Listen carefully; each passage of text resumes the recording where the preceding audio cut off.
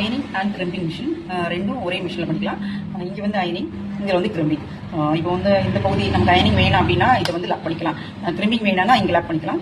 இங்கே கீழே வந்து ரெண்டு பக்கத்துலையுமே பட்டன் இருக்கும். ஸோ நம்ம வந்து இந்த அயனிங் வேணாம்னா இதை அழுத்து பிடிச்சிக்கிட்டு ஒரு லாக் பண்ணிட்டோம்னா லாக் ஆயிரும். அதே மாதிரி நமக்கு இந்த கிரிம்பிங் வேணாம் அப்படின்னா கிரிம்பிங் ஏரியா மட்டும் நம்ம அழுத்து பிடிச்சிட்டு இங்கே லாக் பண்ணிட்டோம்னா இந்த அயனிங் இது ஓப்பன் ஆயிரும். சரிங்களா? இந்த மாதிரி தான் இது. ஸோ இது வந்து லாக்கிங் பட்டன் கொடுத்துருக்காங்க, அப்புறம் வந்து ஆன் ஆஃப் பட்டன் கொடுத்துருக்காங்க.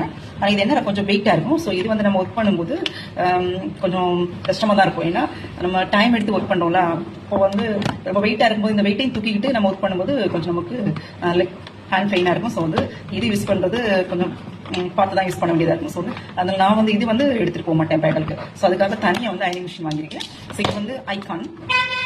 இது வந்து கிட்டத்தட்ட என்கிட்ட வந்து ஒரு 13 வருஷமா இருக்கு. ஸோ நல்ல ஒர்க் ஆகிட்டு இருக்கு, நல்ல கம்பெனி. ஐகானிக் இல்லை, இப்போ லேட்டஸ்ட் வந்து ஐகானிக் வருது. இது வந்து ஐகான் 13 வருஷமா என்கிட்ட இருக்கு, செமையா ஒர்க் ஆகும். அப்போலேருந்தே எனக்கு எந்த ப்ராப்ளம்ஸ் இல்லாமல் சூப்பராக ஒர்க் பண்ணிட்டு இருக்கு. இது வந்து எனக்கு ஃபுல் கம்ஃபர்டபுள், நல்லா நீட்டாக அயன் பண்ணி கொடுக்கும். அதே மாதிரி இதில் ஒர்க்கை பார்த்தோம்னா இது ஆன் ஆஃப் பட்டன், தென் வந்து இது ஹீட் வந்து மைனஸ் பண்ணுறதுக்கும் ப்ளஸ் பண்ணுறதுக்கான பட்டன்ஸ் இருக்கு.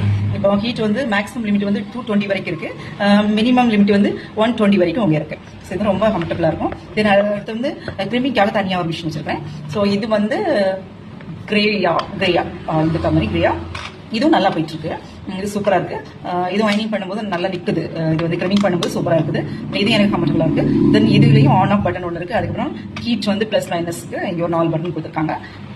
அதுக்கேற்ற மாதிரி நம்ம யூஸ் பண்ணலாம். இப்போ ஹேர் ஸ்டைலை பொறுத்த வரைக்கும், பிரைடல் ஹேர் ஸ்டைலை பொறுத்த வரைக்கும் நமக்கு அயனிங் வந்து பண்ணணுமா இல்லை கிரிமிங் பண்ணணுமான்னு கேட்டிங்கன்னா என்னோட சொல்யூஷன் வந்து கிரிமிங் தான். ஏன்னா அயனிங் பண்ணும்போது ஹேர் வந்து ஃப்ளாட்டாக இருக்கும். ஃப்ளாட்டாக இருக்கும்போது நம்ம ஹேர் ஸ்டைல் பண்ணும்போது ஹேர் என்ன ஆகும்னா கொஞ்சம் அது என்ன சொல்லுவோம், சப்பையாக இருக்கும்னு சொல்லுவாங்கல்ல, அந்த மாதிரி சப்பி போய் அப்படி இருக்கிற மாதிரி இருக்கும். இது நம்ம கிரிமிங் பண்ணிட்டோம்னா இது வந்து அந்த லே அப்படி வளைவு வரும் இல்லையா, அந்த வளைவு வரும்போது நமக்கு கொஞ்சம் ஹேராக இருந்தாலும் அது நிறைய ஹேர் இருக்க மாதிரி பூஸ்டியாக காமிக்கும். அப்போ ஒரு பஃப் வச்சா கூட அது நீட்டாக அழகாக பெர்ஃபெக்டாக வர மாதிரி இருக்கும். ஸோ நமக்கு வந்து இது கிரிமிங் தான் பிரைடலுக்கு பெஸ்ட்.